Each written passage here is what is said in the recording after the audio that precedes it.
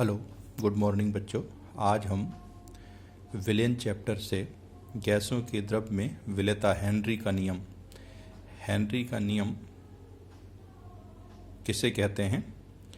तो हेनरी ने गैसों की द्रव में विलेयता के अध्ययन के लिए एक नियम दिया जिसे हेनरी का नियम कहते हैं। हेनरी ने विशेषता गैसों की द्रव में विलेयता को समझाने के लिए एक नियम दिया जिसे हेनरी का नियम कहते हैं। इस नियम में सबसे पहले एक स्थिर ताप पर किसी विलायक में विलायक के इकाई द्रव्यमान में घुली गैस की मात्रा अगर W ग्राम है और उस गैस का दाब P है तो ये जो घुली हुई मात्रा है वो P के समानुपाती होती है, यानी W समानुपाती P। अब इसको W अपॉन P कर लेंगे तो इधर एक कांस्टेंट आ जाएगा, क्योंकि समानुपाती का निशान हटाते हैं तो कांस्टेंट आता है, तो इसको हम W अपॉन P बराबर हो जाएगा कांस्टेंट। W को कह सकते हैं विलायक में गैस की मोल, और इसमें जो P है वो गैस अवस्था में गैस के मोल हैं इक्वल टू कांस्टेंट। अब ये P मोल के बराबर कैसे हो गया, तो हमें एक फार्मूला होता है PV बराबर NRT से। यदि ताप और आयतन दोनों समान हो जाएं तो P समानुपाती N होता है, क्योंकि R तो कांस्टेंट है ही और BV कांस्टेंट हो, B और T दोनों समान हो जाएं तो P समानुपाती N। तो चूंकि N क्या है, मोल है, तो इसीलिए हमने यहाँ लिखा है गैस अवस्था में गैस के मोल, ये कांस्टेंट होता है। तो स्थिर ताप पर किसी विलायक के इकाई द्रव्यमान में घुली गैस की मात्रा W, क्योंकि N इसलिए कह रहे हैं इसको, N बराबर W/M होता है और M इकाई कर दिया तो जो W है वही गैस के मोल हो जाता है, क्योंकि आपने एक फार्मूला पढ़ा है N बराबर W/M और M यहाँ इकाई कर दिया गया, M को कर दिया 1, तो जो W है वही मोल हो जाएगा। तो इस हिसाब से ये जो W है वो बिलियन में गैस के मोल है, और ये P है तो P बराबर NRT से गैस के मोल हो जाएगा। तो इसमें हो गया स्थिर ताप पर किसी विलायक के इकाई द्रव्यमान में घुली गैस की जो मात्रा है वो गैस के दाब के समानुपाती होती है, ये हमने सिद्ध कर दिया। फिर ये फार्मूला है और फार्मूले को हमने ऐसा डेरिवेट किया है। फिर एक दूसरे तरीके से भी इस बात को कहा जा सकता है कि दिए गए ताप पर किसी विलायक में घुली गैस का जो आयतन V है उसके दाब पर निर्भर नहीं करता। यानी कि हेनरी के नियम को चाहे हम इस रूप में डिस्क्राइब करें और हम इस रूप में भी डिस्क्राइब कर सकते हैं कि दिए गए ताप पर किसी विलायक में घुली गैस का आयतन V उसके दाब पर निर्भर नहीं करता। माना किसी गैस के W ग्राम, तो यही हमने लिख दिया, इसी बात को मैथमेटिकली रूप में लिखा गया है कि जो आयतन है वो उसके दाब पर निर्भर नहीं करता, क्योंकि P बराबर 0 है। P की जो घात है वो 0 है, इसका मतलब वो उसके ये जो मैथमेटिकल डेरिवेशन है इसके लिए हमने लिखा आयतन उसके दाब के समानुपाती नहीं होता। अब माना किसी गैस का W ग्राम मात्रा है और दाब P पर वो विलायक में घुलती है, तो गैस का आयतन B बराबर W/M/RT अपॉन P हो जाएगा। P बराबर W/M/RT से P बराबर NRT आपने ऊपर फार्मूला लिखा है, N को W/M लिखते हैं तो ये हो जाएगा PV बराबर W/M/RT। तो यहाँ से V का मान निकाल लेंगे तो P को नीचे भेज देंगे तो ये हो जाएगा WRT upon M into P। इसी प्रकार से यदि हम दाब को दुगना कर दें, दाब को पहले दाब P था उसका दुगना कर दें 2P, तो चूंकि अभी हमने जो जो पढ़ा है ना कि W समानुपाती P, तो जब P को दुगना करेंगे तो ये भी दुगना हो जाएगा। तो इसीलिए हमने यहाँ लिखा है कि यदि दाब को दुगना कर दिया जाए तो गैस की मात्रा भी दुगनी हो जाएगी। यदि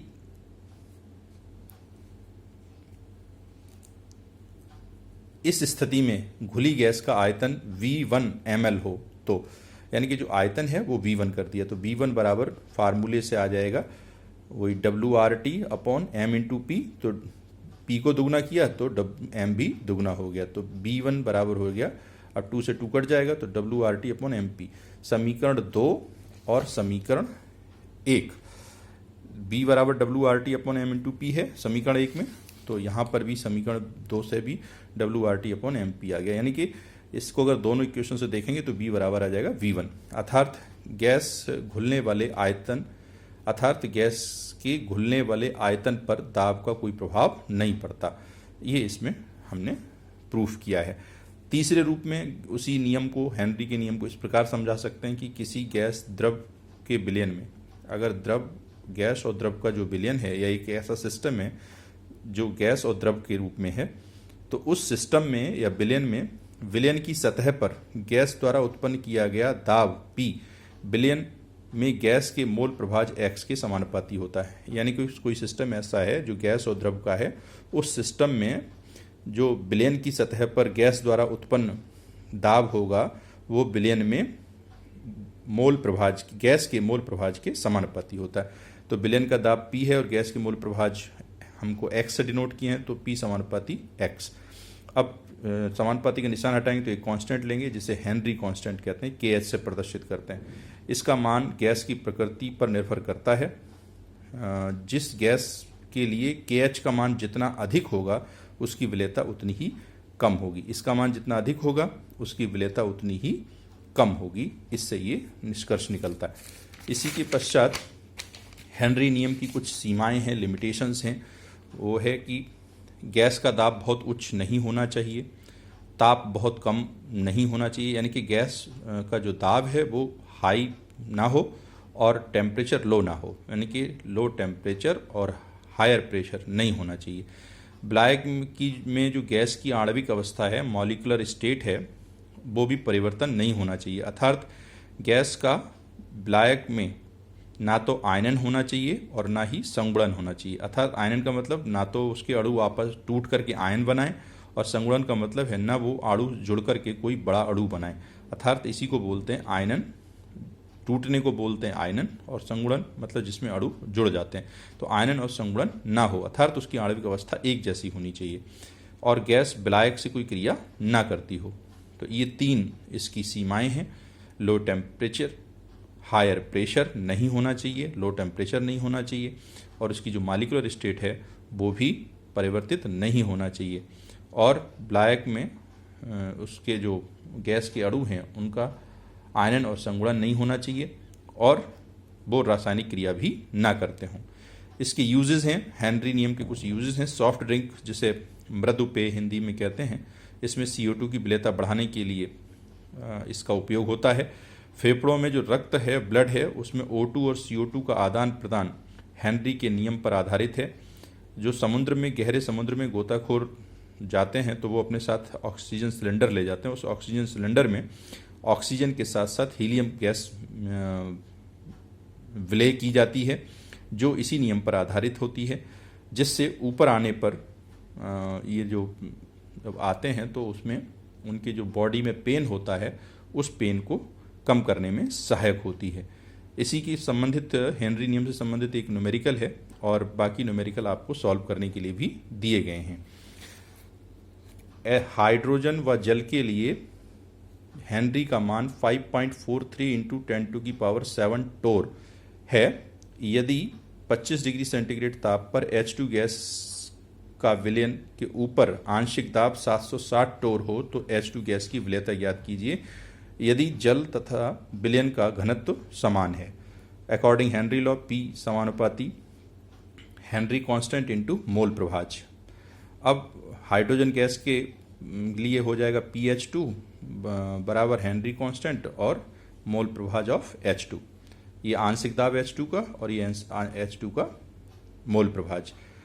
H2 दे रखा है, ये 760 टोर दे रखा है। हाइड्रोजन गैस के लिए जो दाब है वो 760 टोर है, और ये हाइड्रोजन गैस के लिए जो KH है, हेनरी कांस्टेंट है, वो 5.34 × 10⁻7 है। इसको सॉल्व करेंगे तो ये आ जाएगा 142.3 × 10⁻7। ये मोल प्रभाज हाइड्रोजन के आ गए। अब हम जानते हैं कि हाइड्रोजन गैस के मोल निकालने हैं। अगर हाइड्रोजन गैस के मोल प्रभाज निकालने हैं तो फार्मूला होता है हाइड्रोजन गैस के मोल प्रभाज बराबर हाइड्रोजन के मोल प्लस बटे हाइड्रोजन के मोल प्लस जल के मोल।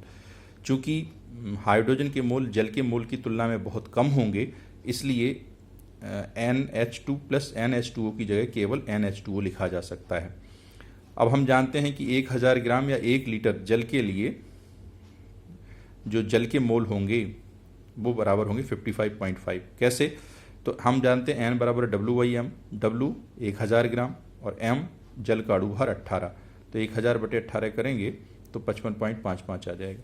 अब इक्वेशन सेकंड में हमने NH2 निकालना है। XH2 हमारे पास ये दे रखा है और NH2 ये दे रखा है। वैल्यू रख दी, सॉल्व होके आ गया 7.89 इंटू 10⁻⁻4 मोल पर लीटर हाइड्रोजन गैस के लिए। ऐसे ही संबंधित कुछ आपको न्यूमेरिकल दिए जा रहे हैं हेनरी लॉ से संबंधित, इन्हें आप पढ़ेंगे, सॉल्व करेंगे। ये जो PDF और वीडियो भेजी जा रही है, वीडियो को देखेंगे, PDF को अपनी कॉपी पे डाउनलोड कर लेंगे। कोई समस्या होने पर मेरे व्हाट्सएप नंबर पर शेयर करेंगे।